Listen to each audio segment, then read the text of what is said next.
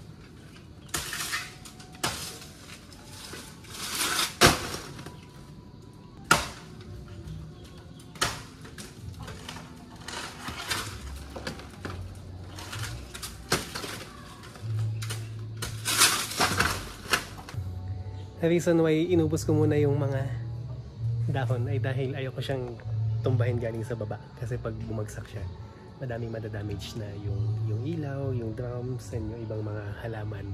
Kaya sa taas ko muna tinanggal yung mga dahon. Tapos 3/4 muna, tapos kalahati, tapos sa baba. Para hindi masira yung mga babagsakan niya. Kasi na-experience ko na dati yung sa baba ko tinira. Nung tumumba, ang daming na tamaan na dun sa baba, na tamaan ng mga dahon. Kaya yun. Tapos ito yung saging. Ayan. So para siyang saba na napakadaming buto sa loob. Pakita ko sa inyo. Ayan o. Super daming buto. Tapos hindi mo makakain talaga. Hindi mo talaga makakain. Hindi ko ba tinitigman? Pero yung mga manok gustong gusto ito.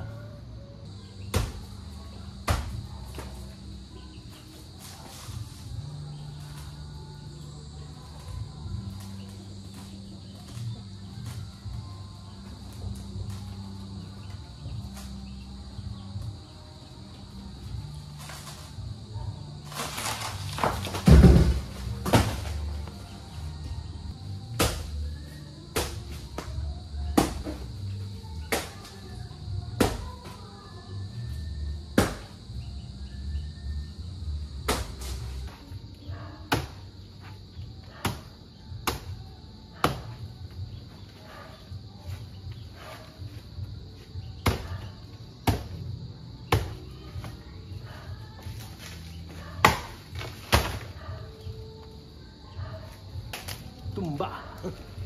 Yung success na itanim ko na yung guava tree. Gumamit ako ng yung trunks ng mga banana tree. Yun yung ginawa kong parang pangkulong ng mga lupa. Hindi na ako naghukay dahil dun sa trunks ay nagkaroon ng space para mailibing sa lupa yung root ball ng guava. Ito na yung bayabas. So ang ginawa ko ay hindi ako naghukay.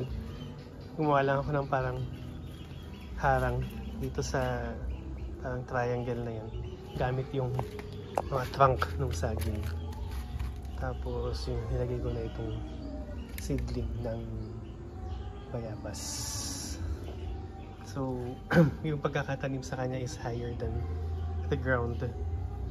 I don't know kung gagana siya. Hopefully yes. hopefully maka-establish siya at mabuhay. Let's see.